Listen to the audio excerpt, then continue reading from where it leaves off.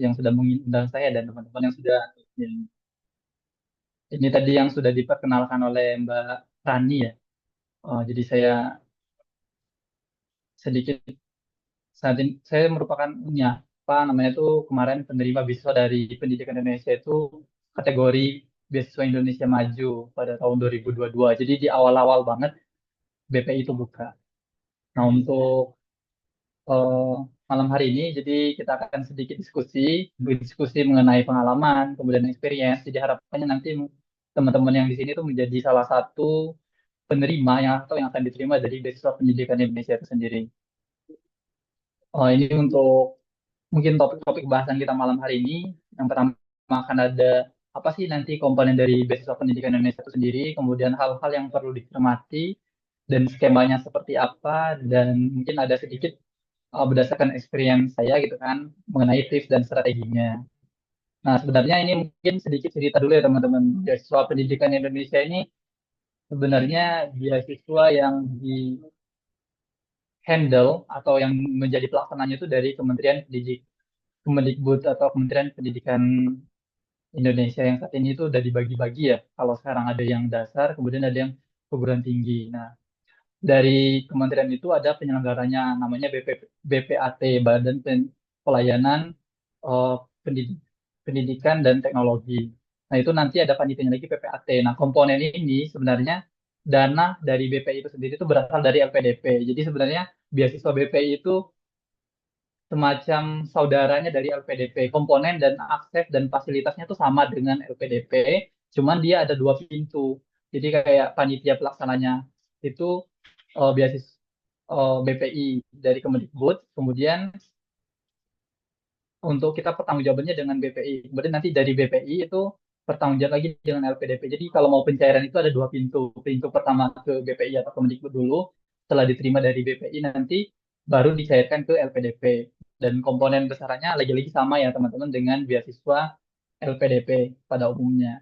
Nah ini mungkin untuk hal-hal nanti kalau seandainya teman-teman menjadi award beasiswa pendidikan Indonesia itu sendiri, hal-hal yang akan didapatkan seperti mulai dari dana pendaftaran, jadi nanti teman-teman pendaftarannya akan direimburse, kemudian ada SPP, kunjungan buku, dana penelitian, kemudian juga ada ini ya, bantuan seminar, kemudian ada juga bantuan untuk penulisan jurnal, tergantung nanti levelannya kita satu atau dua gitu kan. Kemudian dana-dana lain seperti dana pendukung, dana transport yang kategorinya ada dana transportasi, aplikasi kesehatan, kedatangan, dan tunjangan sama prosedurnya seperti di beasiswa pada umumnya itu tunjangan keluarga khusus untuk yang S3 gitu kan. Dan ada juga dana darurat ini lumayan untuk komponen-komponen yang didapatkan. Nah, untuk teman-teman yang penyandang disabilitas atau itu juga ada nanti fasilitas pendampingannya ya, pendamping dari disabilitas itu sendiri akan dibiayai. Ada seperti dana aplikasi visa untuk luar negeri, dana transportasi, dana kesehatan, dan dana pendampingan. Kemudian juga ada biaya-biaya pendukung yang lainnya. Ini merupakan untuk komponen-komponen yang nanti fasilitas yang akan teman-teman terima kalau teman-teman menjadi awarda dari beasiswa pendidikan Indonesia itu sendiri.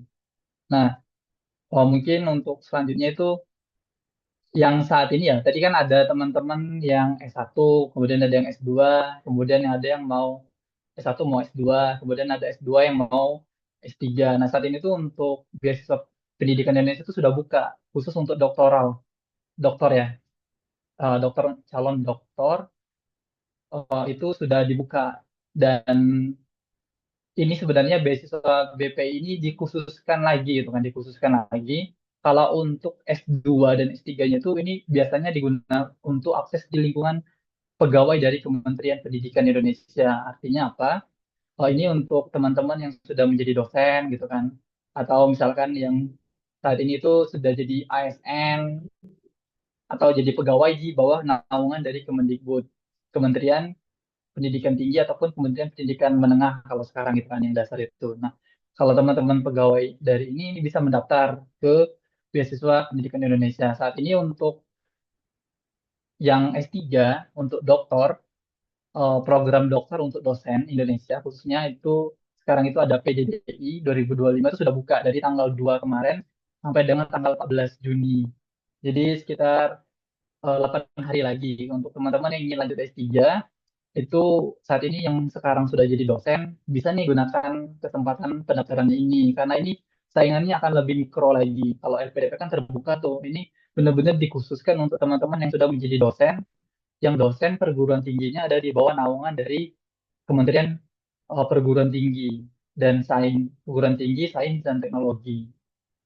Untuk link pendaftarannya bisa diakses untuk di beasiswa.kemendikbud.go.id, kemudian di sana nanti akan ada panduannya, kurang lebih nanti akan ada panduan seperti ini. Dan untuk kalau teman-teman pengen tahu gimana sih penjelasan-penjelasan mengenai beasiswa program dokter untuk dosen Indonesia sendiri, kemarin di launching di tanggal 2 ya, itu di tanggal 2 teman-teman juga bisa untuk search YouTube-nya gitu kan. Peluncuran beasiswa program dokter untuk dosen Indonesia. Nah, sebenarnya skema beasiswa pendidikan Indonesia sekarang itu semakin ke sini tuh semakin berubah dari tahun-tahun sebelumnya. Kalau tahun sebelumnya itu di tahun saya, di tahun 2022 saya daftar itu masih ada beasiswanya untuk skema program BPI itu sendiri. Dia ini ada yang untuk S1 atau D4. Ini yang tadi saya bilang, kalau teman-teman sekarang itu merupakan PNS atau eh, yang ingin jadi guru itu bisa nanti masuk di calon guru SMK yang kejuruannya nanti dengan SMK. Dan kalau teman-teman penggiat budaya itu juga bisa pakai jalur pelaku budaya. Dan ada beasiswa Indonesia Maju ini yang gunakan untuk prestasi. Jadi teman-teman yang masih SMA untuk menuju S1 yang banyak prestasi minimal prestasi 1, 2, dan 3 di tingkat nasional itu bisa banget nih pakai jalur beasiswa Indonesia Maju. Ini jalur beasiswa Indonesia yang maju ini sama yang saya gunakan kemarin di tahun 2022 untuk S2.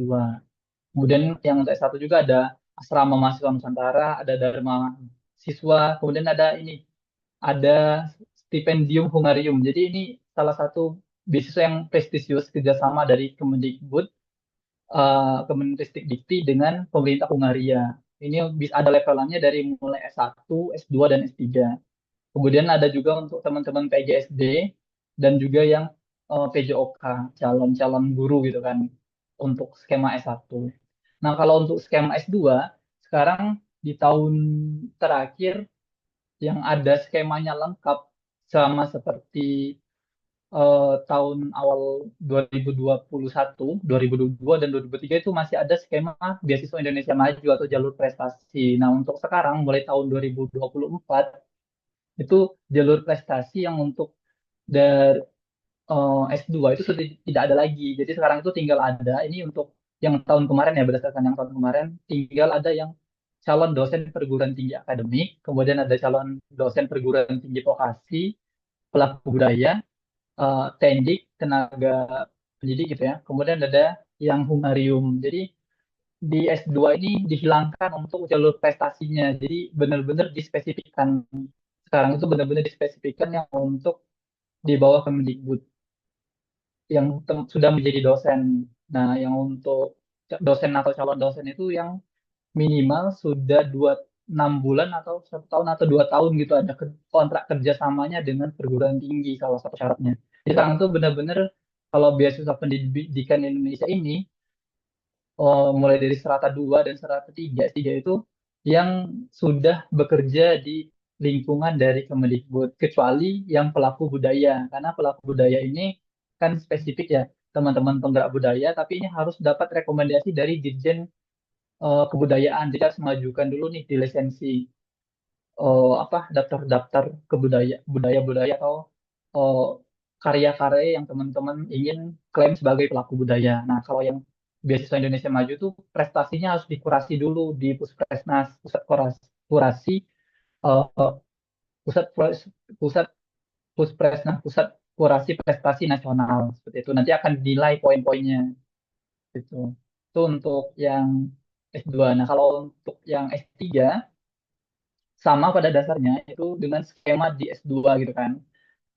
Untuk khusus untuk dosen perguruan tinggi, baik itu vokasi maupun yang reguler, kemudian ada yang pelaku budaya, ada juga yang untuk tendik, ada profesi guru, dan juga ada yang eh, pemerintah dari Hungaria. Nah, sebenarnya yang menarik dari untuk teman-teman S1 menuju S2 dihilangkan beasiswa prestasi beasiswa Indonesia Maju untuk di beasiswa S2, tapi ditambahkan beasiswa Hungaria. Jadi dia lebih ke apa ya?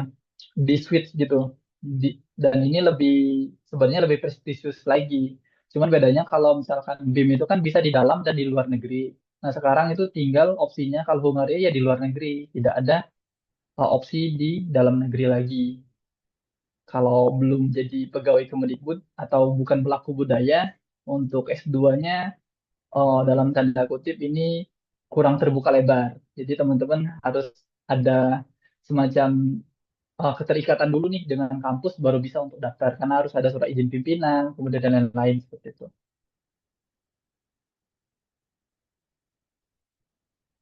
Nah, ini yang eh, tadi saya sebutkan gitu kan untuk jenis-jenis apa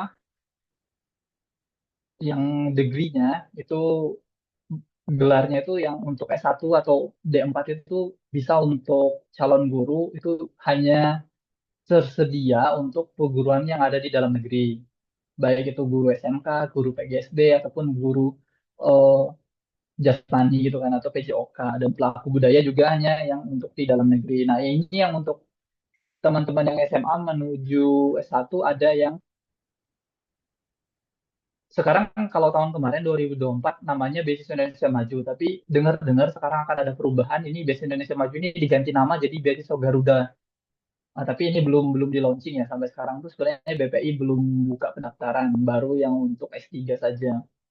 Kemudian ada beasiswa asrama dan ini yang tadi saya sebut Hungaria ya. Ini tentu karena di Hungaria jadi di luar negeri. Sedangkan kalau untuk yang di S2-nya,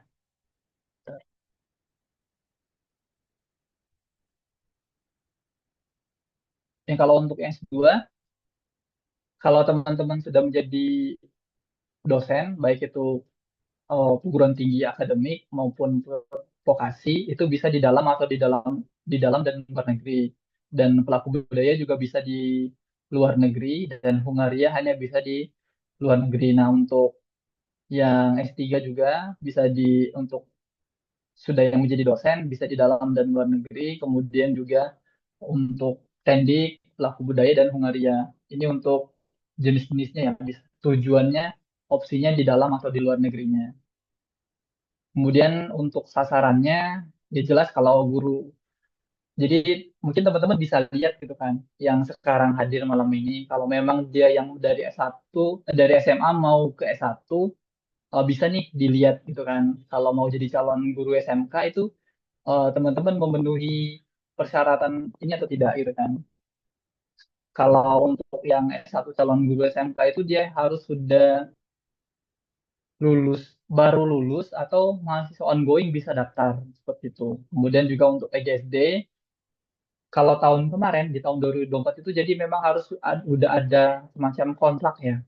Kontrak kalau nanti siap untuk ditempatkan di wilayah-wilayah tertentu. Jadi ada tanda tangan di atas materai seperti itu. Nah, seperti kalau yang tahun kemarin itu ada di Kalimantan Utara, Maluku Utara, Sulawesi Barat, Maluku, dan Kepulauan Bangka Belitung untuk menjadi eh, syaratnya gitu kan. Kemudian yang untuk termasuk dengan PJOK juga ada ditekankan juga sama persyaratannya seperti itu.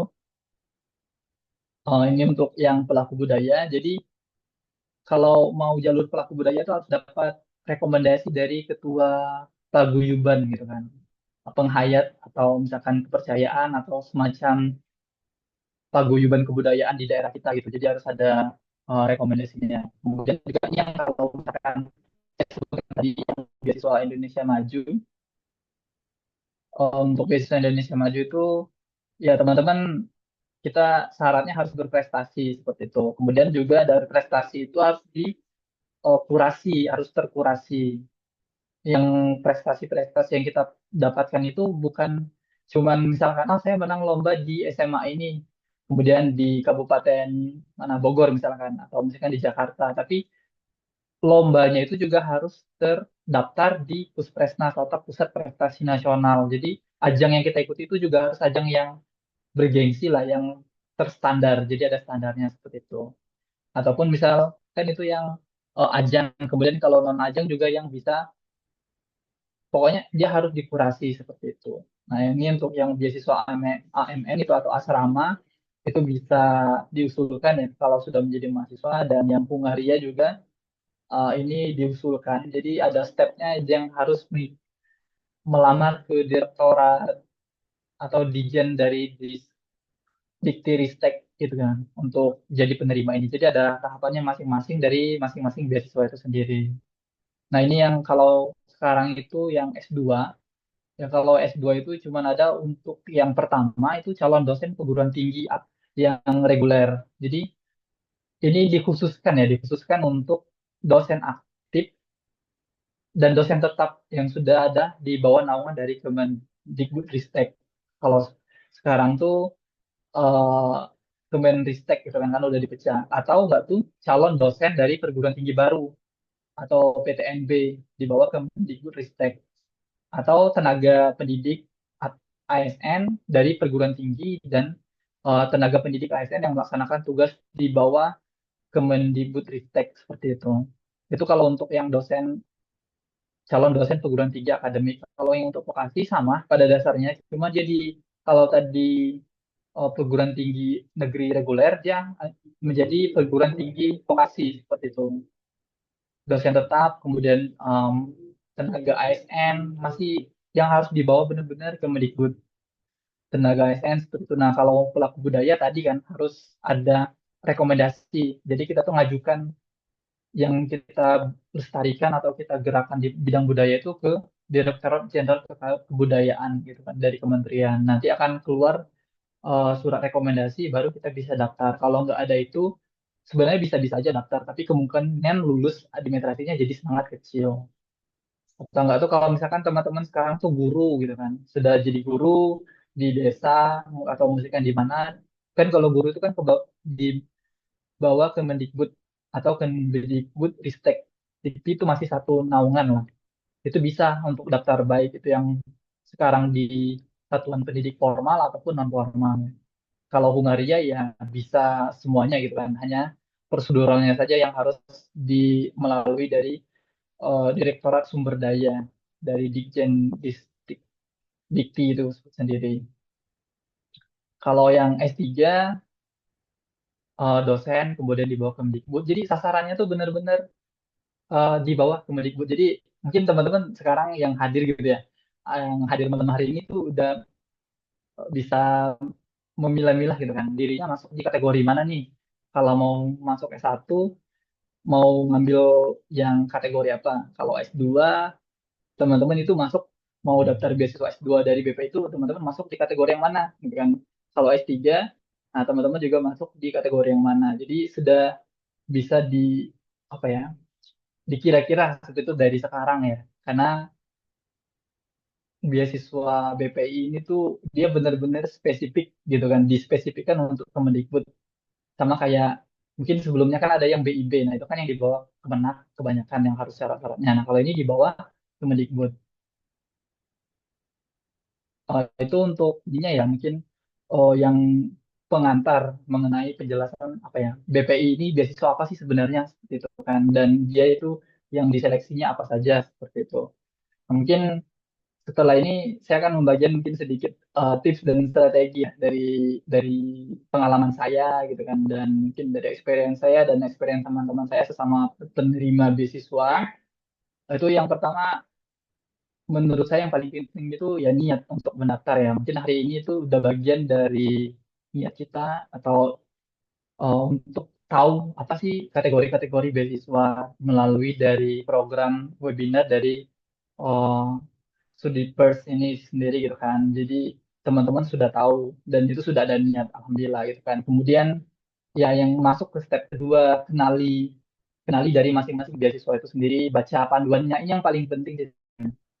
Oh, mungkin dari sekarang tuh karena indeks membaca Indonesia tuh sangat kurang dan kebanyakan juga ini berdampak ketika ada yang ingin mendaftar beasiswa, dia ingin mendaftar beasiswa, tapi dia belum membaca panduannya dan dia sudah bertanya ke penerima beasiswa seperti itu. Jadi kan seolah-olah tuh kayak, ah, "Kak, aku mau daftar ini," tapi kita tuh belum baca sama sekali seperti itu. Jadi itu akan sedikit kurang, menurut saya tuh kita harus baca terlebih dahulu. Kemudian dari kalau kita sudah baca panduannya, terus kita ada yang kurang paham, kemudian juga ada yang ingin, oh tertarik nih, itu baru kita mungkin bertanya dan memperkaya dari bacaan yang kita dapatkan itu ke teman-teman yang lain, kemudian ya dari sumber-sumber yang lain seperti itu.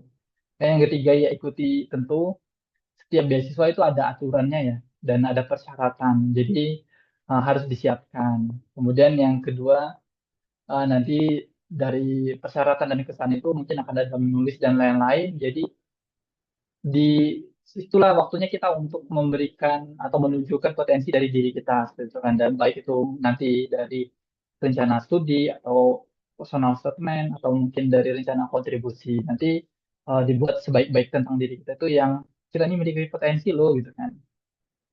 Kemudian yang kelima gitu kan, nggak salah pentingnya itu disiplin gitu kan. Disiplin itu ataupun tepat waktu. Jadi dalam artian kita udah mencari tahu deadline-deadline pendaftarannya, tentang waktu pendaftarannya seperti itu. Nah, harus mendaftar dengan ya tepat waktu gitu kan. Kalau lewat dari tanggalnya nanti nggak bisa daftar lagi atau terlewatkan sessionnya. Jadi ini menjadi salah satu habit yang mungkin akan sangat membantu seperti itu. Terakhir sebenarnya ini yang menurut saya yang paling banyak berpengaruh, eh, doa dan restu dari orang tua. Karena jujur dari saya itu mulai mendaftar beasiswa itu dari tahun 2021. Oh, baik itu LPDP, beasiswa LPDP yang pertama saya daftar itu ya. Oh, LPDP tahap satu dan tahap 2 itu masih ada kayak semacam kesombongan dalam diri sendiri. Oh, aku bisa daftar ini. Aku punya, aku ikut organisasi, aku punya prestasi dan lain-lain. Kayak aku bisa gitu kan. Dengan esai dan lain-lain dengan latihan seperti itu gitu kan. Sehingga sedikit mengabaikan mungkin eh restu ataupun dari orang tua sendiri. Karena kalau dulu masih di luar gitu. Ternyata setelah ngobrol bersama kan mungkin belum direstui, jadi selama tahun 2021 tuh belum ditakdirkan untuk lulus gitu kan. Tapi setelah itu saya minta restu orang tua gitu kan, di tahun 2022 itu barulah pembukaan beasiswa BPI dan LPDP itu berbarengan. Pendaftarannya itu di Juni, sama-sama buka di Juni dan terakhir di Juli. Jadi waktu di tahun 2022 itu saya waktu daftar, saya minta orang tua saya gitu yang submit kan, gitu kan, mengklik yang formulir submitnya. Jadi kayak mereka udah merestui nih gitu kan. Terus saya juga udah gitu kan, oh insya Allah ikhlas dengan apapun. Terus kayak udah, kalau bahas ke teman-teman mungkin udah nothing tulus, tidak terlalu berharap. Tapi kalau lulus ya alhamdulillah gitu kan. Nah ketika itu kayak udah pasrah gitu kan. Mungkin kalau dalam bahasa agak Islam itu sudah tawakal nih, sudah berusaha, ya udah terserah gitu kan. Allah mau ngasih apa gitu kan hasilnya. Dan ketika benar-benar sudah di tahapan itu, alhamdulillah Allah tuh memberikan gitu kan apa yang yang saya inginkan melalui beasiswa pendidikan Indonesia. Yang lulus pertama itu beasiswa BPI, beasiswa pendidikan Indonesia. Kemudian di saat waktu yang bersamaan juga itu dapat panggilan juga untuk interview beasiswa PDP. Tapi BPI ini harus segera registrasi dan pembekalan. Jadi waktu itu saya langsung berangkat ke Jogja untuk pembekalan, dan yang LPDP itu akhirnya saya apa namanya, tidak mengikuti sesi wawancaranya supaya tidak di blacklist dengan LPDP seperti itu. Jadi masih bisa daftar kalau nanti saya ingin lanjut S3 gitu kan. Jadi tidak mengurangi kuota teman-teman yang LPDP keambil kalau saya ikut gitu kan, dan saya juga tidak ter-blacklist. Jadi saya akhirnya ikut yang BPI karena komponennya tadi sama aja gitu kan, cuman beda penyelenggaranya saja. Jadi poin terakhir ini sebenarnya yang kadang-kadang itu faktor yang sangat besar berpengaruh seperti itu. Terlepas dari sebelumnya kita sudah usahakan gitu. Poin satu, dua, tiga, empat, dan lima, dan doa dan restu orang tua tuh menurut saya, pengalaman saya, mungkin teman-teman punya pengalaman yang lain, itu benar-benar berpengaruh seperti itu. Mungkin ini hal yang umum ya, hal yang lumrah yang harus mungkin disiapkan. Yang perlu ditekankan sebenarnya di BPI ini yang menjadi pembeda dengan beasiswa yang lain, itu kita harus punya LOA, menjadi salah satu syaratnya. syarat beasiswa BPI. Jadi BPI itu tidak mensyaratkan TOEFL ataupun IELTS untuk yang dalam negeri ya. Kalau sudah punya LOA, jadi kayak TOEFL, IELTS itu menjadi sunnah. Tapi yang menjadi wajibnya itu LOA. Kalau luar negeri, LOA plus ada persyaratan IELTS atau TOEFL IBT-nya masih tetap berlaku untuk di luar negeri. Tapi kalau untuk di dalam negeri, yang menjadi wajibnya itu adalah LOA. Sertifikat bahasa itu sebagai pendukung aja gitu kan.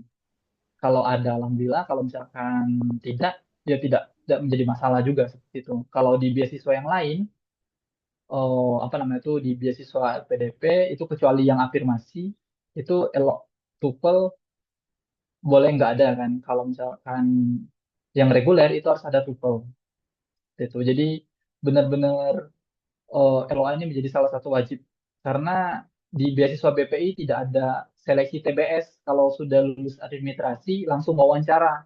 Setelah wawancara ya langsung lulus gitu kan, lulus wawancara dan langsung penerima award dari PDP seperti itu. Kalau yang lainnya ya sama lah ya dengan pada umumnya ada, kalau hasil karya itu yang untuk pelaku budaya, ijazah tentunya, KTP, personal statement, foto, sertifikat, gitu kan, rencana studi. Karena ini dia biasanya untuk Kemendikbud, jadi SK masa kerja itu benar-benar sangat menjadi prihatin atau concern dari beasiswa BPI seperti itu. Selanjutnya, ini mungkin sedikit apa ya, berbagi untuk yang personal statementnya. Jadi untuk personal statementnya itu sendiri sebenarnya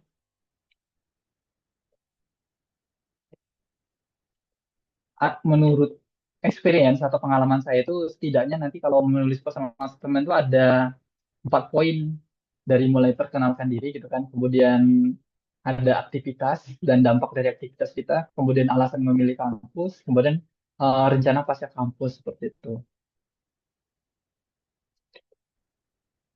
Ini untuk kemarin contoh dari waktu saya daftar ya di tahun 2000 apa 2022.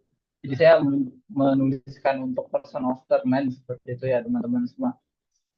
Ini saya crop-crop aja gitu kan beberapa partnya yang mungkin mencerminkan dari awal perkenalan diri gitu kan. Jadi kalau saya kemarin itu saya semacam ada pengantarnya gitu kan untuk memperkenalkan diri. Bisa ya, setiap kita punya stylenya masing-masing gitu kan. Ada, kalau saya kemarin tuh di awal kayak oh, kenapa sih saya saya ini siapa gitu kan, kemudian latar belakang saya tuh apa gitu kan, berasal dari mana, nama, seperti itu. Ini untuk part-part perkenalan yang kayak kita tuh menceritakan siapa kita seperti itu.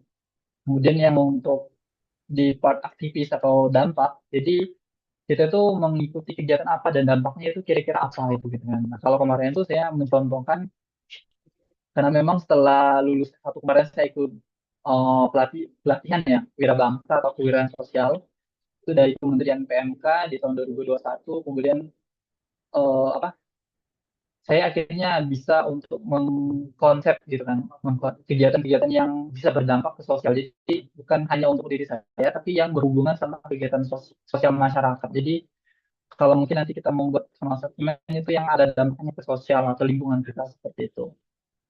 Kemudian untuk ada alasan memilih kampus, jadi kenapa sih kita harus kuliah di sana gitu kan? Nah itu harus ada bridging masalahnya dulu gitu untuk di personal statement. Kemudian rencana setelah kampus itu nanti apa sih yang akan kita lakukan seperti itu.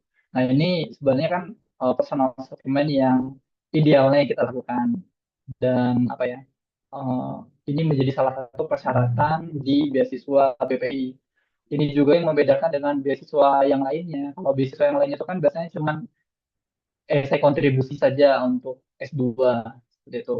Kalau ada S3 biasanya ada proposal. Nah, kalau di BPI itu ada 3 untuk S2, ada personal statement, ada esai kontribusi, kemudian ada esai rencana studi. Jadi benar-benar dibagi menjadi 3 gitu kan, dan itu minimal 1.500 sampai 2.000 kata seperti itu. Masing-masing itu, jadi kita harus memikirkan seperti itu ya teman-teman.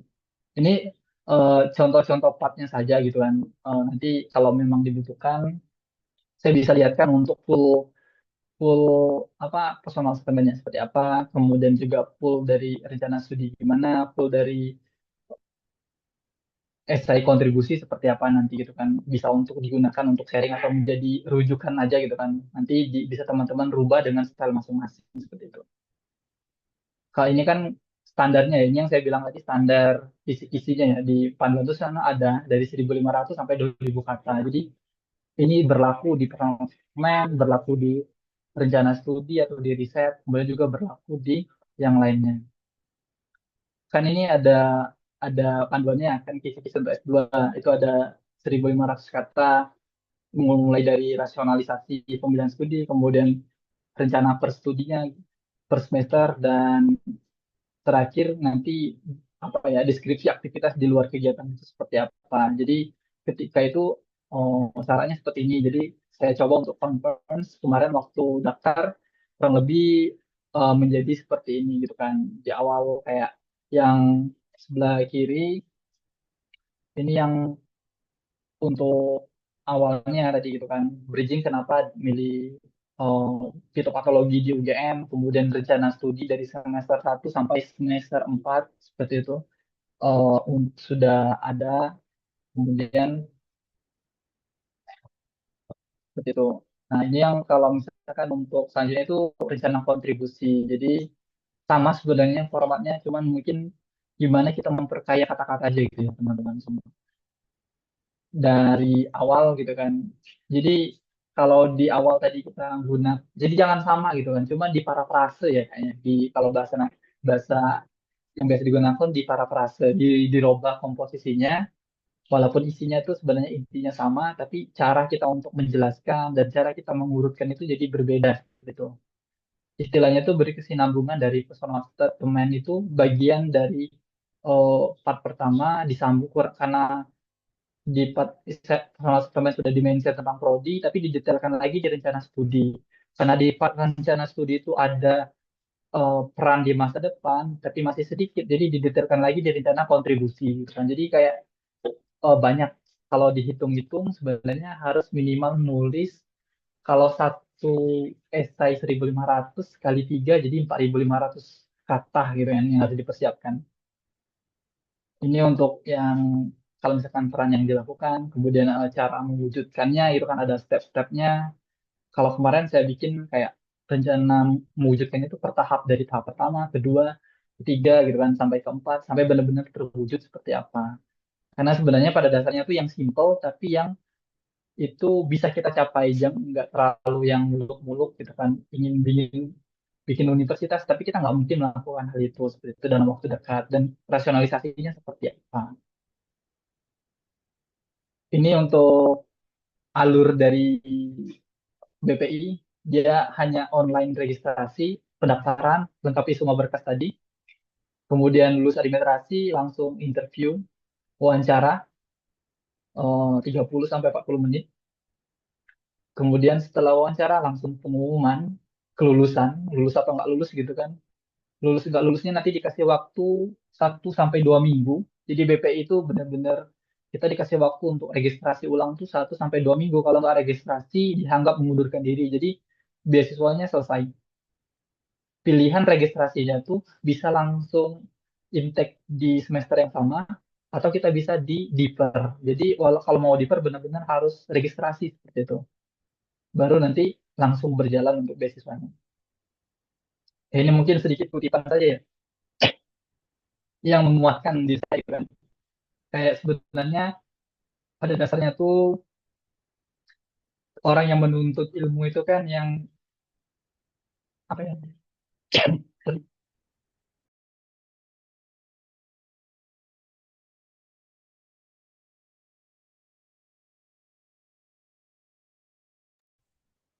Oh, sorry teman-teman.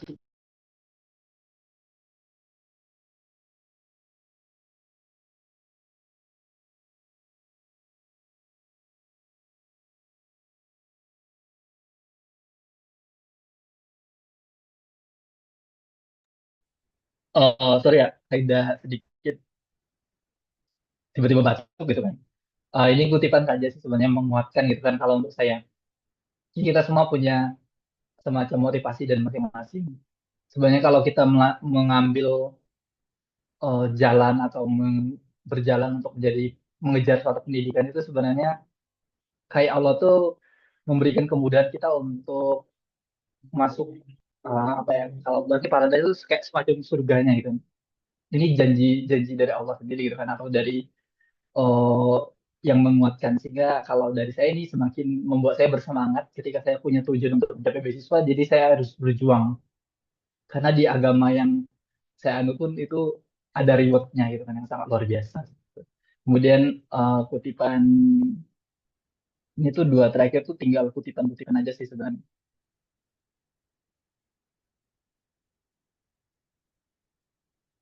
Loadingnya.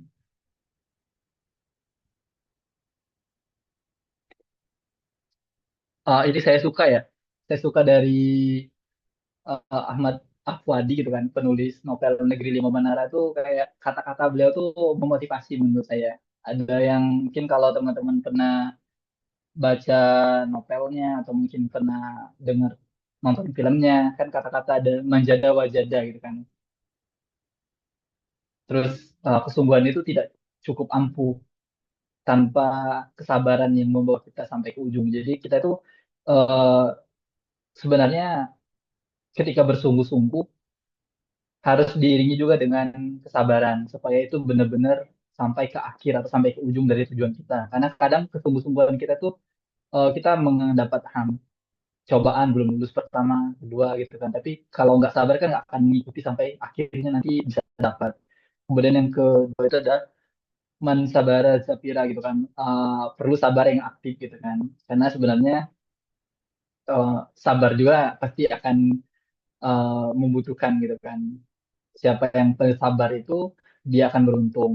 Dan saya, yang saya suka juga itu kayak di kata-kata ini tuh kalau Tuhan itu juga mendengar. Jadi kayak semua usaha, semua apa yang kita doakan, nantikan itu juga akhirnya juga diijabah sama Allah gitu. Ini yang mungkin tadi kalau saya cerita di tips dan strategi saya yang terakhir itu inilah sebenarnya gitu kan. Kalau dibuatkan dalam bentuk quotes atau dalam bentuk kata-kata dari kira-kira kata-kata dari Afwan ini cukup mewakili seperti itu. Dan mungkin terakhir itu saja teman-teman. Eh, Kalau misalkan ada butuh sharing session dan lain-lain atau mengenai apa namanya itu feel free aja gitu kan, bisa kontak saya gitu kan nanti bisa misalkan butuh essay dan lain-lain it's okay gitu kan, silakan nanti. Ini tuh Mbak Rani ya. Oke, baik. Makasih ya, Mas Reko, untuk yang sudah disampaikan tadi. Ternyata beasiswa BPI itu banyak ya, apa fitur-fiturnya. Jadi untuk teman-teman yang bahkan bedanya sama beasiswa-beasiswa sebelumnya yang pernah disampaikan juga di scholarship series itu, ternyata ada yang untuk yang emang mau jadi guru begitu. Jadi emang benar-benar menciptakan apa ya, tenaga pendidik begitu untuk beasiswa pendidikan Indonesia sendiri. Nah, teman-teman untuk yang mau bertanya atau ingin berkonsultasi, silakan raise hand atau bisa menanyakan di kolom chat. Ada yang ingin bertanya? Oke, nah, before teman-teman mau bertanya, sebenarnya saya agak cukup tertarik nih, Mas Reko, tentang beasiswanya mungkin yang di S3. Tadi kan ada beberapa, apa ya, beberapa sub ya. Salah satunya itu kan ada yang sebenarnya non ASN. Nah, kemarin tuh sempat ditawarin untuk coba di Brawijaya. Dan, dan setelah saya konfirmasi ternyata masuk di beasiswa pendidikan Indonesia juga ya.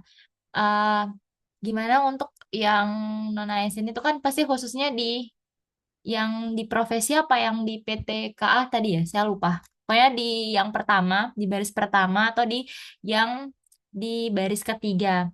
Nah, itu apakah ada apa ya? Ininya nggak sih Mas?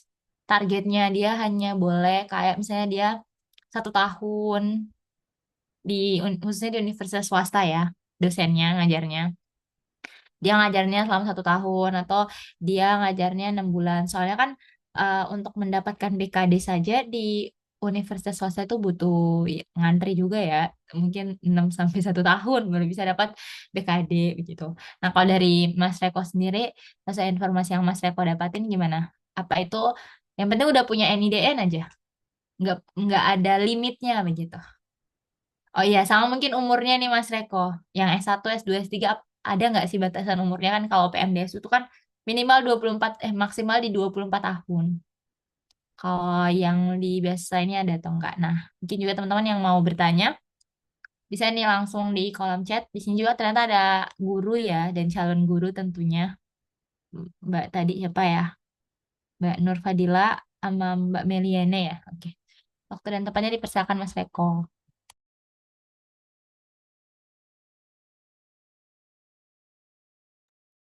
Oke, sebentar Mbak, saya coba buka kan untuk itu kan jadi file detailnya ya, apa Oh namanya iya itu iya ya.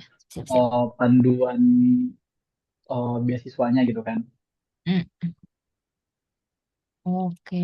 Nah, nih sembari dibuka Karena oh ya, ada yang mau bertanya juga nih biar Mas Reko sambil nge-searching sekalian.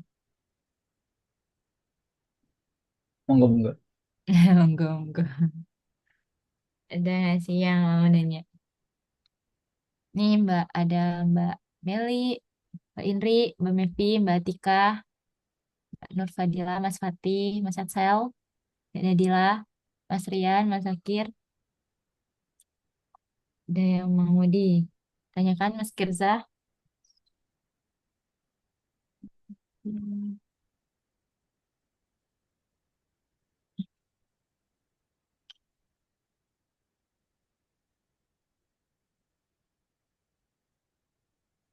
Nah, jadi tadi ternyata banyak ya teman-teman kategorinya. Jadi bisa di searching-searching aja. Hmm. Oke, Besok, ini ya Mbak. gimana Mas Eko? Tadi untuk pertanyaannya itu ya apa namanya tuh yang beasiswa S3 ya kalau nggak salah ya, yang Ya Mas Reko. Mbak, Mbak Lani tanyakan Iya ya Mas Reko. untuk dosen kan, maksudnya tuh yang apa calon dosen Hmm. atau yang non dosen. Kalau untuk umurnya sendiri sih sebenarnya itu ada batasannya gitu Mbak, ada Hmm. limitasinya. Kalau Hmm. untuk dari yang kan ada yang ASN dan ada yang non ASN. Kalau mungkin ini sebentar saya share screen ya. Karena tadi Boleh saya banget. coba cari panduannya. Saya ini biar apa ya teman-teman juga bisa lihat. Kalau misalkan nanti ini ini untuk based on 2024 ya. Ya, Tahun Mas. 2025 ini dia syaratnya belum keluar seperti itu buku panduannya. Saya juga masih memantau gitu kan. Yang udah ada itu yang khusus benar-benar untuk eh, dokter untuk dosen Indonesia gitu kan yang udah jadi dosen. Nah, kalau untuk yang tahun kemarin itu saya nggak tahu di tahun ini tuh apakah akan ada apa namanya tuh akan ada yang PTA sama PTP ini akan muncul lagi atau yang pelaku budaya ini akan muncul atau ini sudah diinkludkan yang sekarang sudah buka gitu Mbak yang dokter program dokter untuk dosen Indonesia itu yang sekarang sudah buka sampai tanggal 14 seperti itu dan oh itu ada listnya gitu kan list yang apa syaratnya dan lain-lain kalau untuk umurnya sendiri sih kalau itu bukan ASN kalau di berdasarkan ini ya yang tadi saya coba ini kan itu di umur kurang dari 48 kalau itu perguruan tinggi reguler. Kemudian juga kalau untuk yang sudah ASN itu di 41 untuk jakung. Ini kan ada apa ya? Ada jakungnya sendiri. Misalnya jabatannya tuh udah sampai berapa gitu kan. Ada yang fungsional jenjang pertama dan muda itu 4 kurang dari 41. Kemudian yang kalau udah ahli jenjang madya itu kurang dari 43 seperti itu. Kalau yang Oke, non oke. ASN rata-rata di umur 48.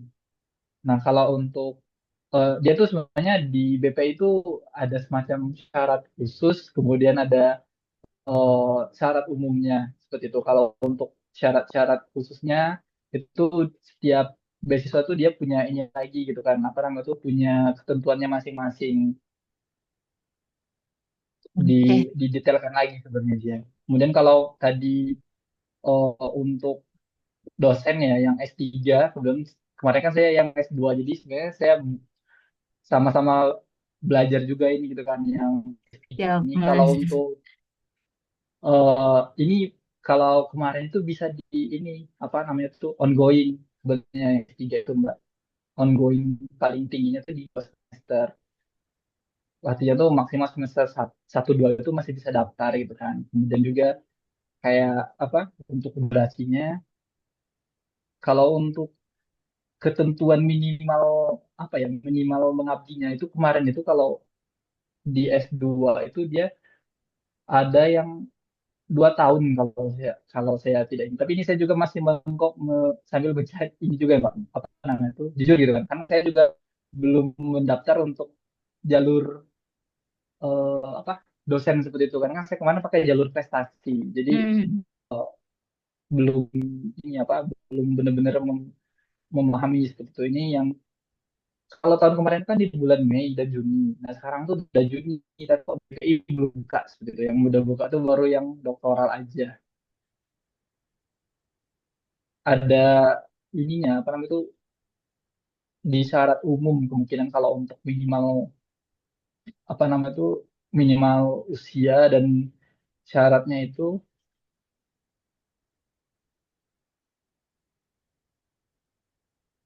sebenarnya tuh kalau mungkin ini kita aja gitu kan. Mungkin kalau teman-teman saya bilang tuh kalau kamu bisa dapat tanda tangan dari rektor dan rekomendasi eh, sudah minimal 6 bulan dari apa namanya itu dari kampus itu sebenarnya bisa kita daftarkan gunakan itu bekerja di sana.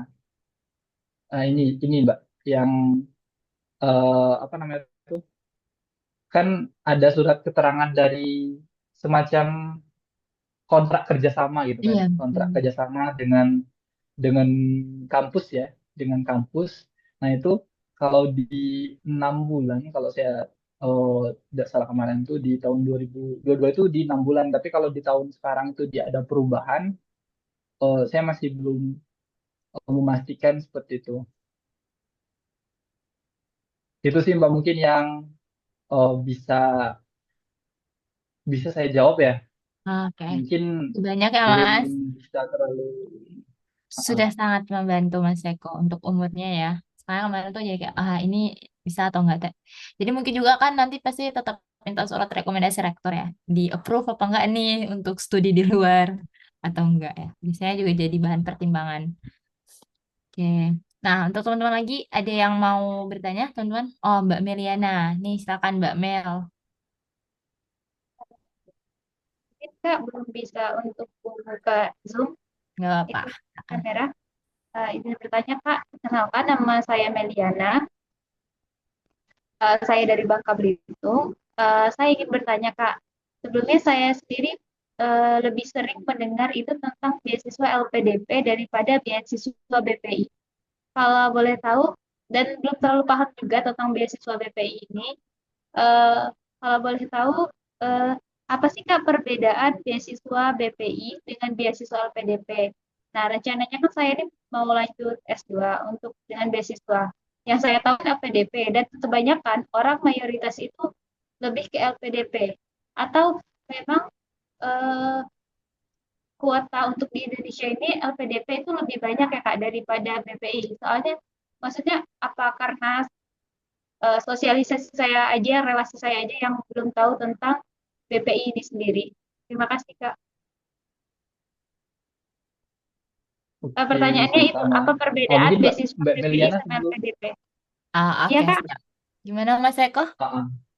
Oke, pertanyaan nih tentang itu. Mungkin saya mau tanya dulu nih, posisi Mbak Liana, Kak Meliana ya, Mbak Meliana itu ASN atau jadi guru atau mungkin fresh graduate dari S1 mau menuju S2 seperti itu?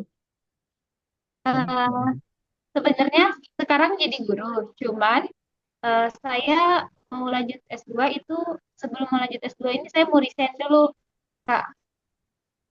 Mau resign dari Oh, kerjaan itu sendiri. Jadi mungkin terhitungnya fresh graduate ya, nggak tahu juga. Oh, oke oke. siap. Sebenarnya mungkin pertama ya, perbedaan dari beasiswa pendidikan Indonesia sama beasiswa yang lainnya. Secara yang benar-benar membedakan itu sebenarnya kalau untuk saat ini ya, beasiswa pendidikan Indonesia itu lebih mengkhususkan. lebih banyak dialokasikan itu untuk pegawai atau calon pegawai nanti akan bekerja di Kemendikbud, di bawah Kemendikbud ya. Kemendikbud dalam artian baik itu dia di strata perguruan tinggi, sekolah menengah dan sekolah dasar. Makanya kan ada kategorinya dari mulai PGSD sampai dengan perguruan tinggi. Ada yang dari calon dosen sampai dengan calon guru. Nah, kalau sekarang berarti di posisi sudah S1 menuju S2, itu kan ada kalau beasiswa yang untuk S2 itu ada untuk pendidik dan tenaga kependidikan sebenarnya gitu kan. Nah, kan kalau tadi sudah mengajar, tapi itu kalau di S2 itu di 2 tahun paling sedikit gitu kan untuk mengajar atau memiliki pengalaman mengajar gitu kan. Bisa di satuan pendidikan formal ataupun non formal. Kalau saya nggak salah tuh kalau seandainya jadi guru itu kan terdaftar di apa ya webnya mereka, webnya guru itu ya, lupa saya. Ada kan yang sudah terdaftar di mana gitu tuh kan, di database apa itu yang database guru. Dapodik. Saya tiba-tiba lupa gitu kan, dan itu jadi salah satu syaratnya bisa ada semacam bukti kalau sudah 2 tahun kurang lebih bisa sudah mengajar di satuan pendidik formal ataupun non formal yang itu kalau sekolahnya itu di bawah Kemendikbud itu bisa di kategori yang tadi gitu kan, yang S2 pendidik dan tenaga kependidikan Mbak. Seperti itu. Nah, bedanya lagi juga kalau misalkan yaitu membedakan dengan beasiswa pada umumnya. Beasiswa pada umumnya itu boleh atau bisa daftar tanpa LOA. Kalau di BPI itu benar-benar LOA itu menjadi syarat karena nggak ada ujian TBS. Kalau di LPDP kan ada ujian bakat skolastik penggantinya gitu kan, belum punya LOA dan lain-lain belum terima. Kalau di BPI itu dia harus sudah keterima dulu nih di kampus. Even nanti kamu diper itu bisa opsinya bisa digunakan kalau sudah keterima gitu kan. Diper jadi harus punya LOA dulu atau harus sudah keterima kampus dulu untuk si BPI gitu kan. Itu yang benar-benar yang membedakan. Yang pertama tadi dia biasanya untuk yang bekerja di bawah Kemendikbud. Kemudian juga yang kedua itu di LOA yang kalau beasiswa lainnya itu ada yang boleh nggak bekerja dulu fresh graduate dan lain-lain gitu kan. Kemudian boleh juga yang menggunakan opsi ada LOA atau nggak ada LOA. Kalau untuk komponennya penerimaan dari BP itu semuanya sama apa yang didapatkan dengan beasiswa LPDP karena pendanaannya itu dari dana abadi LPDP itu dan eh, nggak dapat gitu pasti dapat cuman mungkin waktunya aja gitu kan prosesnya yang berbeda itu mungkin Mbak Milena yang benar-benar menjadi pembeda ya gitu kan kan jadi guru tadi ya sudah tahu belum ya ngajarnya Mbak. Belum ada sih, baru 1 tahun. Sebenarnya lulusnya juga baru tahun 2024, habis itu jadi guru. Nah, habis itu pas 2025 ini mau resign, mau lanjut S2. Oke, kalau kalau saya sarankan gitu kan mungkin ya, oh, BPI BPI sedikit saya bilang aja gitu kan. Sedikit impossible untuk didaftarin karena memang syaratnya di 2 tahun. Jadi Mbak Meliana nanti bisa opsi di LPDP tahap 2 gitu kan. Yang nanti akan buka kemungkinan di bulan Juli ya. Atau enggak tuh di akhir Juni, Juli seperti itu.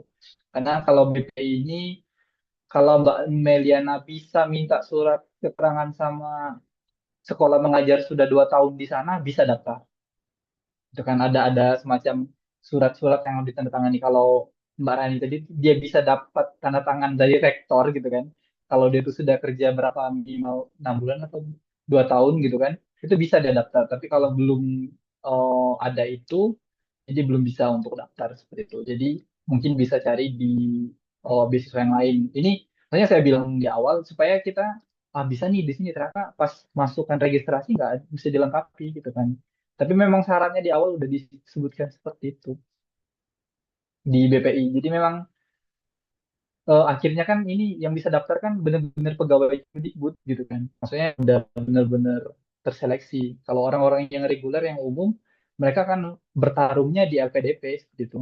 Kalau orang-orang kepenak atau yang berkecimpung di bawah Kementerian Agama, beasiswanya BIB seperti itu. Yang Kemdikbud itu BPI. Ini tuh kayak dibuat jalur busway-nya lah gitu kan, jalur tol gitu kan untuk kalau mungkin kalau kita punya kendaraan.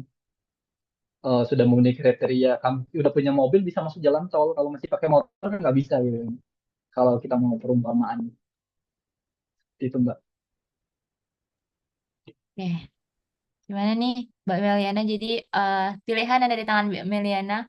Bisa dapat privilege Mbak kalau mau melanjutkan kerja dulu setahun lagi. Jadi 2 tahun, insya Allah punya privilege sendiri begitu. Jadi bisa masuk lewat beasiswa pendidikan Indonesia. Dan salah satu privilege-nya tadi saya lihat IPK-nya juga nggak tinggi-tinggi amat ya Mas syaratnya sama dengan TOEFL-nya begitu kalau masih masuk di dalam negeri.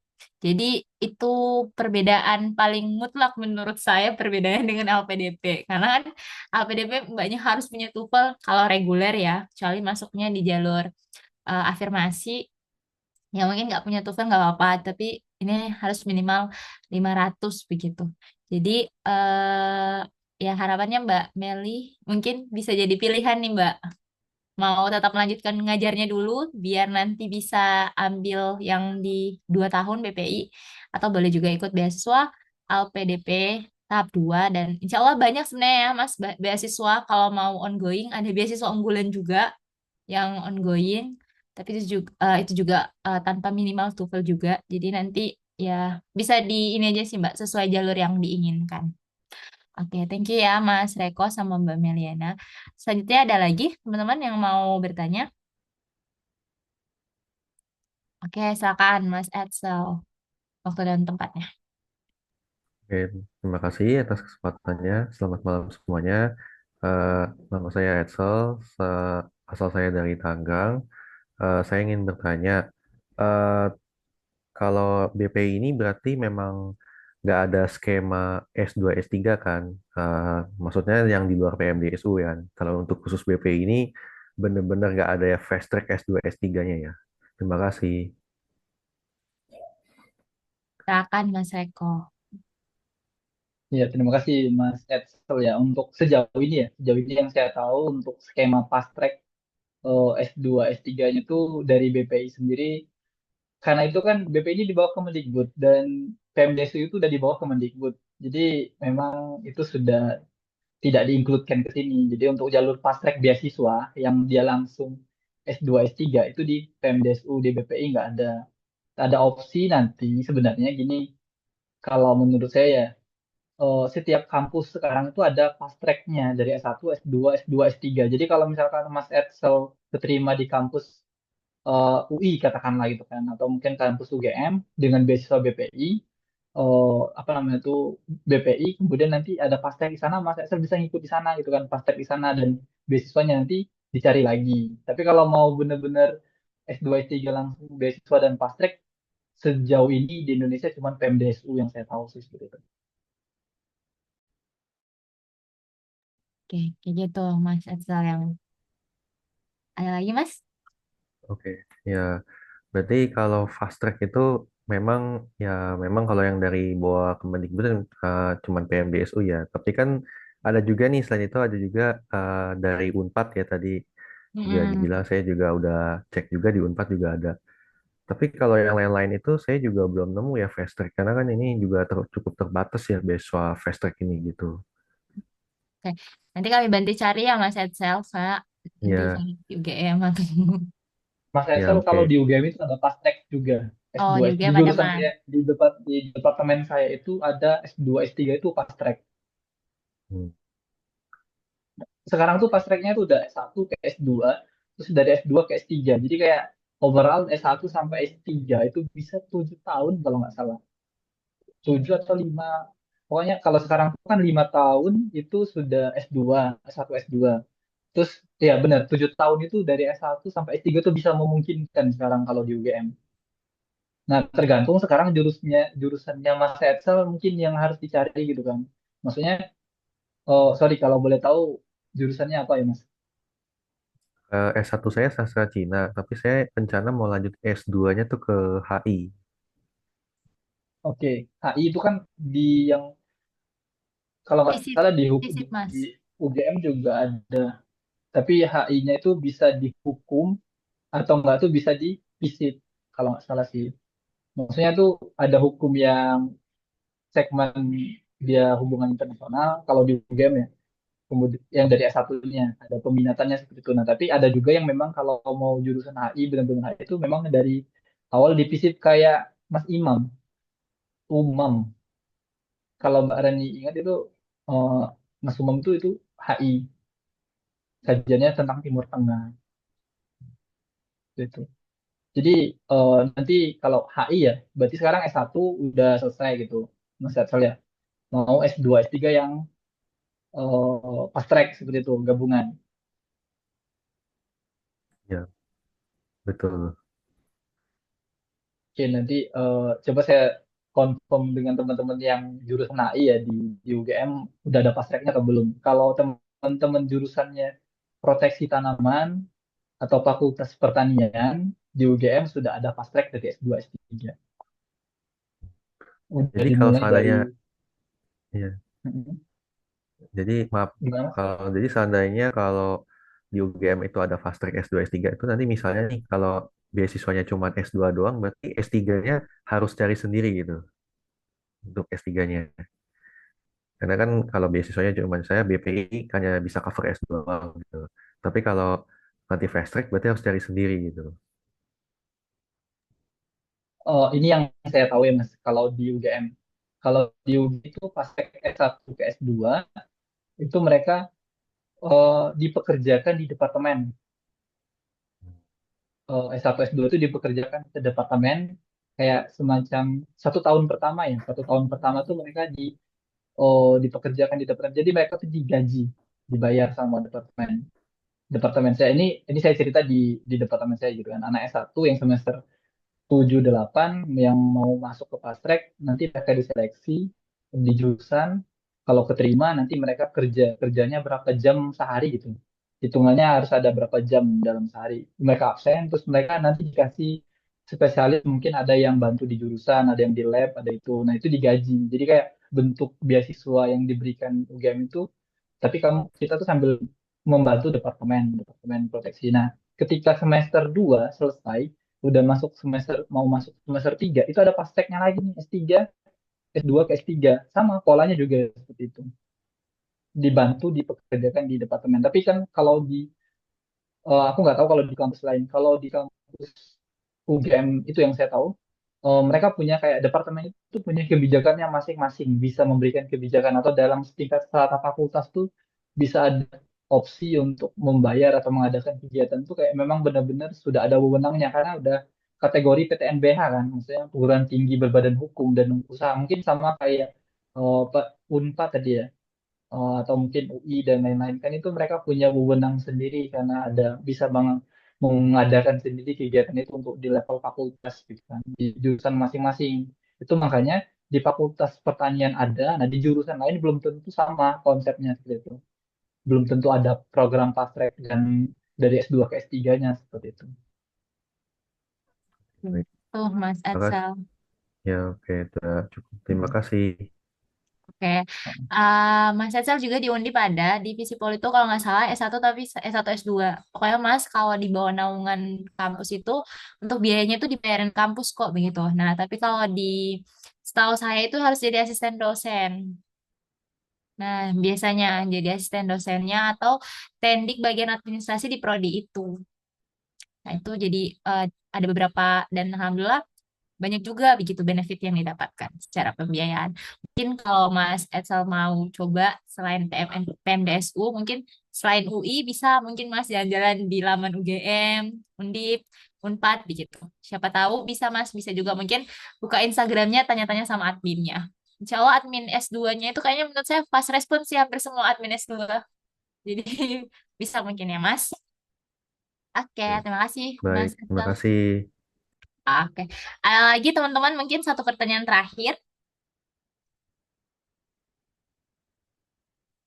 Hmm, oke, kayaknya sudah mewakili semua nih, Mas Reko dan oh ini ada masalah chat kayaknya. Maaf sebelumnya saya tidak menyimak dari awal dan tidak sempat menyimak dari beberapa penyampaian materi karena ada kendala sedikit. Saya sekarang kerjanya jadi di sekolah swasta, tapi saya dari non pendidikan. Apa tantangan dan persiapan Kak selama mengikuti proses beasiswa pendidikan Indonesia? Dan untuk kami yang non pendidikan, bagaimana terkait beasiswa ini, Kak? Terima kasih. Ini mungkin jadi pertanyaan terakhir ya Mas Reko. Tantangannya Mas, dalam mengikuti proses beasiswa pendidikan Indonesia. Dan sekiranya nih Mas, yang non pendidikan gimana? Tapi tendik kali ya Mas, tenaga pendidik begitu. Tapi bukan yang ngajar. Misalkan Mas Reko. Oke, sebenarnya untuk ini ya mungkin ya, saya jawab dari apakah apa namanya itu untuk yang bukan pendidikan gitu kan gimana? Saya mulai dari yang paling bawah kepada yang naik ke atas. Kalau yang bukan pendidikan itu sebenarnya ada opsi gitu kan. Pendidikan mungkin yang dimaksud yang ngajar gitu kan, atau yang apa namanya itu ya jadi dosen atau menjadi guru mungkin yang itu yang mungkin saya tangkap. Kalau bukan bukan yang dari segitu yang tadi yang sebelumnya dimention oleh Mbak Rani ya. Kalau teman-teman itu tendik gitu kan yang kerja di bawah Kemdikbud bisa atau opsi kedua sebenarnya yang sangat memungkinkan digunakan itu yang pelaku budaya. Kalau teman-teman itu bergerak untuk melestarikan budaya, kemudian ada punya kayak hobi seni gitu kan, kesenian dan punya eh, apa namanya itu karya itu sangat memungkinkan sekali untuk bisa dapat beasiswa BPI dari S1, S2 dan S3 itu sangat memungkinkan ada dan atau yang kedua, yang ketiga ini opsi yang benar-benar prestisius ya teman-teman ikut yang jalur kerjasama dengan Hungaria. Jadi kuliahnya di Hungaria. Kan ada itu Hungarium Hungaria Stipendum. Saya lupa lagi. Intinya itu yang kerjasama dengan negara Hungaria. Dan itu ada di tahapan S1 ada, S2 ada, S3 ada. Dia nggak ada minimal-minimal apa sudah jadi pegawai Kemendikbud dan lain-lain itu nggak ada setahu saya. Tapi harus mengajukan dulu seleksinya nanti di Dirjen SDM dulu kalau nggak prosedurnya seperti itu. Kemudian kalau untuk menjadi tantangannya, challenge-nya sebenarnya challenge yang paling berat untuk di BPI ini itu dia tuh di administrasinya. Administrasi ini menjadi salah satu syarat sebenarnya. Kalau teman-teman sudah lengkap administrasinya, yang menjadi challenge itu yang pertama administrasinya itu di LOA. Ya, teman-teman harus dapat keterima kampus terlebih dahulu. Kemudian yang kedua, kalau mau gunakan BP ini, ya challenge-nya tadi, kalau mau pakai jalur pendidik atau non pendidik itu ada minimal kayak kerja di bawah satuan pendidikan formal atau non formal itu di 2 tahun gitu kan. Ini kan menjadi challenge tersendiri, maksudnya itu jadi tantangan nggak semua orang akhirnya bisa daftar beasiswa ini gitu kan. Prosedur ini kayak harus nunggu 2 tahun gitu kan. Kalau LPDP ya kapanpun selama jalur reguler ya silakan join, tapi tantangannya di TUPEL gitu kan kalau di LPDP gitu. Kemudian yang apa namanya itu challenge yang ketiganya itu oh, yaitu administrasinya kan setelah oke udah 2 tahun kita kerja di apa di satuan pendidikan formal kan ada harus minta surat rekomendasi tanda tangan gitu kan. Nah ini kan menjadi tantangan. Makanya saya bilang itu tantangannya itu di administrasi. Jadi belum tentu juga atasan kita tuh mau ngasih gitu kan, mau ngasih surat rekomendasi dan lain-lain. Itu yang membuat beasiswa BPI itu kadang-kadang menjadi sedikit, aduh susah gitu kan. Malas ngurusnya, harus berurusan sama atasan gitu kan. Atasan saya nggak enak misalkan gitu. Nah atasannya ini lebih lagi kalau misalkan ASN kan bukan cuma atasan di kantor, tapi harus diketahui dengan BKD gitu kan, strata BKD yang Badan Kepegawaian Daerah. Ini lebih susah lagi, maksudnya sorry itu sih untuk kondisi kita saat ini di Indonesia gitu kan. Ya, kalau misalkan ini akan sedikit kadang-kadang dilama-lamai kalau kita nggak punya alasan yang benar-benar prestisius dan jelas gitu kan. Nah, kalau teman kita punya relasi atau mungkin kita memang sudah memenuhi syarat, ya dicoba gitu kan. Tapi ya itu tantangannya akan kita itu cenderung agak dipersulit dalam tanda kutip ya. Dalam tanda kutip ini nggak bilang semuanya dipersulit, tapi akan ini menjadi tantangan, menjadi challenge tersendiri. Itu untuk yang kita kalau kita itu benar-benar sudah Kemdikbud ataupun memang sudah apa bekerja di bawah satuan pendidikan. Nah, kalau yang DS1 challenge-nya lagi kalau mau jalur reguler itu prestasinya. Prestasi prestasi nasional dan harus terkurasi di Puspresnas, Pusat Kurasi Nasional gitu kan. Dan ini ada yang dinilai. Jadi lomba yang kita ikut itu bukan ujuk-ujuk S1 aja gitu kan. Memang bukan ujuk-ujuk juara satu aja, tapi kualitas lomba yang kita ikuti itu tuh sudah berapa kali bukan baru pertama dibuat terus juara satu, oke tingkat nasional, tapi baru sekali, terus eh, tahun keduanya belum ada, itu masih nilainya kecil gitu kan. Jadi proses di BPI itu striknya di administrasi. Kalau sudah diwawancara itu, kalau kata Bu Ratna, selama kamu nggak ada kemungkinan melenceng pasti lulus.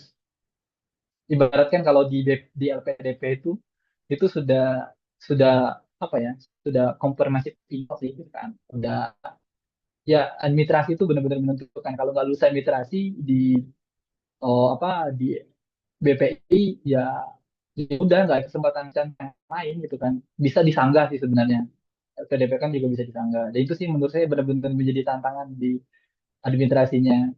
Dan kenapa lagi ini untuk memperkuat lagi administrasi itu kenapa menjadi tantangan? Kalau LPDP itu cuma esai kontribusi untuk S1, di BPI mau S2, S2-nya cuma esai kontribusi kan. Kalau S3-nya kontribusi khusus research studi. Di BPI mau kamu S2, S3 itu udah tiga: personal statement, esai kontribusi, esai rencana studi. Jadi kali-kali 1.500 per esai aja tuh udah 4.500 kata gitu kan. Sedangkan kalau di yang reguler itu cuman 1.500 kata. Jadi kita bener-bener trik menulisnya tuh atau administrasinya tuh luar biasa menurut saya sih. Seperti itu Mbak. Atika, ini saya bingung ini Mbak atau cowok atau cewek gitu kan. Mbak Bertanya. Atika. Kayak soalnya pick profilnya berjilbab nih. Jadi kita berseberangan. Oke, Nah, terima di kasih. ujung namanya Zakaria. Thank you Mas Reko dan Mbak Atika untuk pertanyaannya. Nah, itu jadi pertanyaan penutup deh Mas Reko.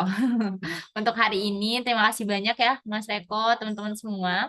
Khususnya Mas Reko yang udah ngebagi experience-nya dan insight baru gitu untuk kita semua tentang kayak beasiswa pendidikan Indonesia yang awalnya bahkan aku tuh mikir, ini BPI kok belum launching-launching. Ternyata mungkin karena beda menteri ya Mas. Mungkin ada sedikit juga perubahan nama atau mungkin perubahan dikembangkan lagi begitu. Padahal mungkin isinya mungkin sama begitu. Atau kayak yang Mas Reko sampaikan tadi, mungkin saking banyaknya beasiswa yang dikeluarkan oleh Kemendikbud, dikasih jalur-jalurnya begitu. Biar semua orang itu bisa ikut ambil andil. Terima kasih banyak ya Mas Reko, Mas Bas semuanya yang alhamdulillah hari ini sudah ikut ambil andil dalam scholarship episode 5 kita pada malam hari ini. Oke, mungkin terakhir terakhir Mas Reko closing statement nih untuk teman-teman semua. Oh, oke, mungkin eh, dari saya sih, teman-teman semua. Kalau sudah berani memimpikan, maka wujudkan gitu kan. Jangan hanya dicatat atau dimimpikan. Maksudnya benar-benar berjuang. Terkadang tuh orang-orang tuh banyak yang memiliki mimpi, tapi hanya ditulis dan disimpan di lemari tanpa ada action atau tanpa ada aksi. Itu yang kadang membedakan gitu kan. Makanya eh, tadi kata-kata yang quotes yang saya suka itu, eh, kesungguhan saja itu tidak cukup gitu kan. Makanya harus dibarengi sama kesabaran. Dan kesabaran juga itu nggak, bukan cuma hanya sabar, tapi benar-benar yang sabar yang aktif. Jadi sabar yang aktif dalam artian ketika berjuang, satu gagal coba lagi, satu gagal coba lagi. Kalau mau dihitung-hitung sampai saat ini sebelum saya keterima beasiswa BPI gitu kan, saya tuh mungkin udah berapa puluh beasiswa, udah ada kesempatan saya daftar karena nggak tahu yang keterima mana. Jujur BPI ini nggak ada sama sekali dalam list yang saya pengen gitu kan, tapi keterimanya di BPI. Jadi kayak kayak tadi gitu kan, kalau sudah ada impian, yuk coba lakukan aksinya. Jangan cuma hanya jadi mimpi dan list saja. Karena kalau kita ingin A gitu kan, dan terakhir coba direnungkan lagi tujuan dari lanjut studi itu apa sih sebenarnya? Apakah memang harus tadi kan? Akhirnya Anda akan ketemu apakah memang wajib harus beasiswa BPI, apakah boleh di beasiswa LPDP, ataukah boleh di beasiswa BIB, ataukah ternyata yang saya cari itu yang penting kuliah gitu kan, bukan beasiswanya. Atau mungkin menjadi syarat utama ya harus beasiswa baru kuliah gitu kan. Nah itu akan menjadi eh, penentu langkah kita. Jadi bisa jadi selama ini itu terbelenggu karena hal itu sih. Saja Mbak Tani, yang penting semangat ya teman-teman semua. Semangat, kalau ada impian insya Allah akan terwujud gitu ya. Kalau butuh contoh dan butuh esen dan lain nanti bisa kita saling berdiskusi. Terima kasih banyak Mas Reko untuk closing statement-nya ya, menguatkan teman-teman yang lagi mungkin di persimpangan jalan, yang kebingungan.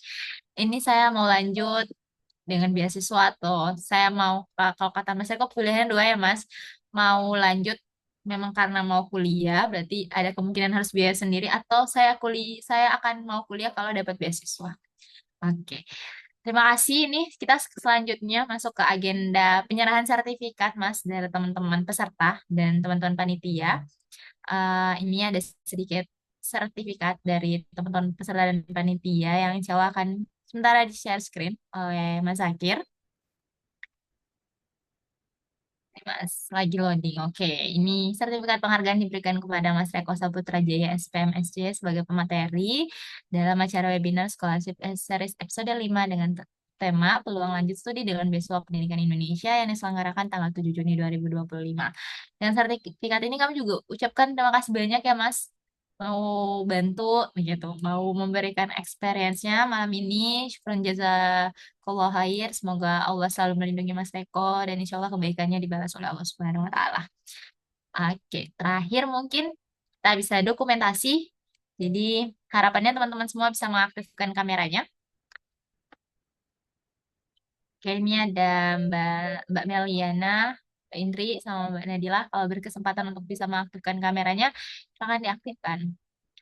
Oke, saya pimpin ya posenya, Mbak-Mbak semuanya. Oke. Gimana? Nggak apa-apa Mbak Meliana kalau virtual background-nya beda. Nggak apa-apa banget. Yang penting diaktifin aja kameranya Mbak. Silakan Mbak Mel. Oke. Oh ternyata Mbak Mel juga ikut ini ya, Impas Tupi ya. Semangat ya Mbak Mel. Oke. Oke. Berikan gaya terbaiknya teman-teman dalam hitungan ketiga ya. 3, 2, 1. Oke, sekali lagi. 3, 2, 1. Oke, terima kasih banyak teman-teman. Ada sedikit informasi dibantu. Teman-teman boleh dibantu follow Instagramnya Mas Reko. Tapi sebelum di follow Instagramnya Mas Reko, teman-teman mau tahu Instagramnya Mas Reko, buka dulu Instagram Study First. Di situ ada postingan collab. Jadi siapa tahu teman-teman yang mau nanya-nanya bisa langsung DM beliau. Juga teman-teman bisa bantu nge-follow Instagram Study First karena insya Allah akan ada banyak program yang insya Allah gratis juga di sana. Untuk pekan depan, tepatnya di hari Selasa tanggal 10 Juni, kita akan kehadiran Mas Zakir juga ada di sini sebenarnya sebagai pemateri dari beasiswa unggulan, sekaligus penerima beasiswa unggulan S1 dan S2, sekaligus ditemani oleh Kak Fikran, juga penerima beasiswa unggulan S2 di Universitas Hasanuddin. Jadi insya Allah selanjutnya diskusinya tentang beasiswa unggulan. Dan pekan-pekan selanjutnya ada Bappenas, dan terakhir dari Jepang ya. Insya Allah ditutup dengan beasiswa di Jepang. Oke, terakhir mungkin teman-teman melihat keadaan Palestina sekarang, teman-teman yang mau ikut berdonasi melalui KNRP, kita berkolaborasi dengan KNRP. Insya Allah agenda ini juga disponsori oleh KNRP. Teman-teman bisa salurkan donasi teman-teman melalui BSI 451-727-727-708. Dan kami sangat mengucapkan terima kasih banyak untuk teman-teman yang sudah berdonasi beberapa pekan yang kemarin dan melakukan pendaftaran juga kan diminta untuk jika ada lebih bisa berdonasi. Terima kasih, saya ucapkan sehat-sehat, bahagia, insya Allah ketemu di hari Selasa dan di hari Sabtu juga. Maafkan background saya karena hari ini malam Ahad ya, dan di depan rumah saya cukup rame, jadi harus ada background lagu. See you soon, insya Allah. Terima kasih Mas Reko dan teman-teman semua. Assalamualaikum. Oh, bentar nih Mas Zakir. Untuk link presensinya jangan lupa ya Mas Zakir, bisa di-share. Oke. Dan teman-teman yang bisa dapat sertifikat bisa mengisi link presensi. eh Kami ucapkan terima kasih. Assalamualaikum warahmatullahi wabarakatuh. Sampai ketemu di Scholarship Series episode selanjutnya. Terima kasih Mas Reko. Sama-sama. Terima kasih semuanya ya. Sukses selalu. Dalamnya lautan akan kuarungi gunung yang menjulang pastikan ku daki. Rintangan yang datang takkan menghalangi segala niat yang telah kita yakini. Kadang aku harus menyatu dan juga saling melengkapi untuk menggapai semua mimpi menjadi yang terbaik. Jangan pernah menyerah, menaklukkan dunia. Jangan berhenti untuk terus berjuang, jadi pemenang. Tetap semangat ini takkan pernah habis selama kita terus bersama. Meski berbeda, kita pasti bisa. Jangan putus asa menghadapi jodoh.